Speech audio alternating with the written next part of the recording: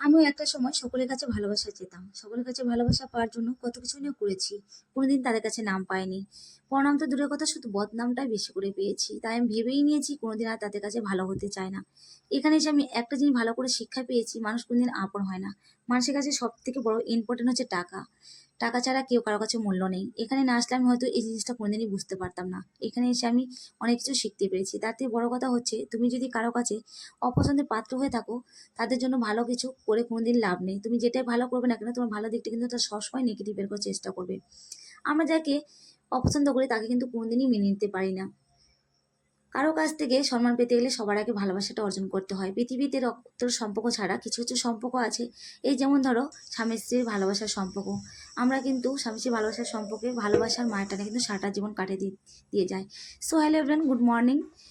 আমি বর্ণা, আমার মিষ্টিগুলোকে তোমাদের অনেক অনেক স্বাগতম জানি। আবার একটা ব্লগ নিয়ে চলে এলাম। আজকে শনিবার, ঘড়ি কাটায় বাজে 5:30, আর আমি সকালবেলা উঠে পড়েছি। উঠে ফার্স্ট টাইম আমি উঠানটা ঝাড় দিয়ে নিয়েছি, তারপরে আমি চলে এসেছি বাসন মাজতে। বাসনগুলো মেজে তারপরে আমি ফ্রেশ হয়ে চলে যাব আমি কাজ করতে। মানে আমি যেখানে কাজ করি, আমি তো কাজ করি, তোমরা কম বেশি সবাই জানো। কারণ কাজ না করলে আমরা কি করে চলবো বলো? ছেলে মেয়ে দুটো আছে, ছেলে মেয়ে দুটোকে মানুষ করতে হয়। আর আমি একা একা কাজ করে ছেলে মেয়ে দুটোকে মানুষ করে আমি চলি। তো কাজে যাব, আমি কাজে যাওয়ার আগে কিন্তু আজকে আমি রান্নাটা করব না, কারণ আজকে একটু লেট হয়ে গেছে। সকাল সকালে আমাকে যেতে হয় কাজে। আর যেদিন সময় পাই সেদিন কিন্তু আমি সকালবেলা রান্নাটা সেরেই যাই। যেদিন সময় পাই না সেদিনে কিন্তু আমি রান্না সারতে পারি না, এসে রান্না করি। তো আজকে কাজ থেকে এসে আমি রান্না করব।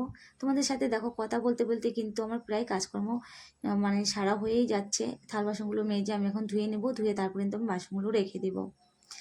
আর আজকে না প্রচণ্ড পরিমাণে গরম পড়েছে, জানি না বৃষ্টি আসবে কি না, কিন্তু গরম পড়েছে। কিন্তু সকালবেলা ওয়েদারটাও একটু কেমন যেন মেঘমেঘ করে আছে। বৃষ্টি আসলে তো খুব ভালোই হয়।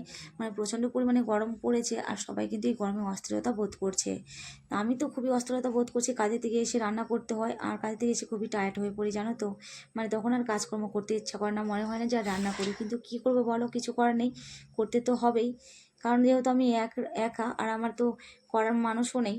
তো আমি দেখো সব কাজকর্ম করি, আমি মুখ টুক ধুয়ে ফার্স্ট টাইমে আমি খালি পেটে একটু জল খেয়ে নিচ্ছি।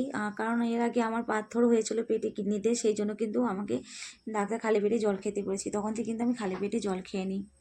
তো এটা আমার অভ্যাস হয়ে গেছে। ঘুমের থেকে উঠে আমি কাজকর্ম সেরে তারপরে মুখটা ধুয়ে কিন্তু আমি জল খাই।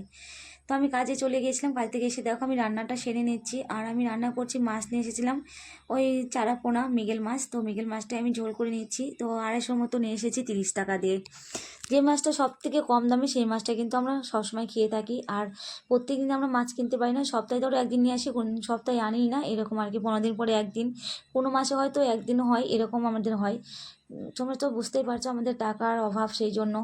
খেতে কার না কার ভালো লাগে বলো, ইচ্ছা হয় ভালো মন্দ, আমার ছেলে মেয়ে দুটোরও ইচ্ছা হয়, কিন্তু আমি তো আনতে পারি না। সেই জন্য কিন্তু ওরা অনেক কষ্ট করে মানে থাকে।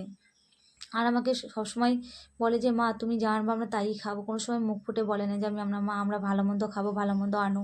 কারণ আমার ছেলে মেয়ে দুটো অনেক বুঝতে পারে আমার কষ্টগুলোকে।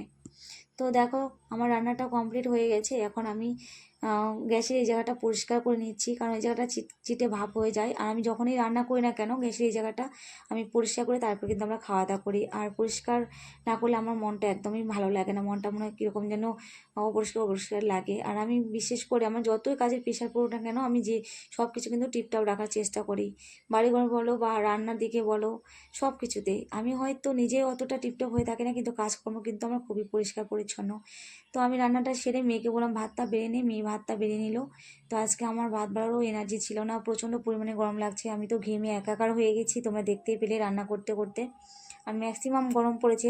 আমি জানি সব জায়গাতেই ম্যাক্সিমাম গরম পড়েছে, সবারই এই অস্থিরতা বোধটা হচ্ছে।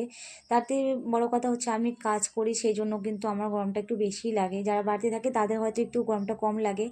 তো মেয়ে দেখো ভাত বেড়ে নিয়েছে আমার জন্য আর মেয়ের জন্য। তো আমি আর মেয়ে ভাতটা খেয়ে নিচ্ছি। তো বন্ধুরা, আমাদের ভিডিওটা যদি ভালো লাগে অবশ্যই আমাদের ভিডিওটাকে বেশি বেশি করে শেয়ার, ফলো, লাইক, কমেন্ট আর সাবস্ক্রাইব করে আমাদের পাশে যোগো। আমরা কিন্তু সত্যি বলছি খুবই অসহায়, খুবই গরিব নিম্ন শ্রেণীর আমরা। তো আমি অনেক কষ্ট করে ছেলে মেয়ে দুটোকে মানুষ করছি, ওদেরকে কিন্তু আমি একটু ভালো মন্দ খাওয়াতে পারি না ঠিক মতো করে। তোমরা আমাদের পাশে থেকো।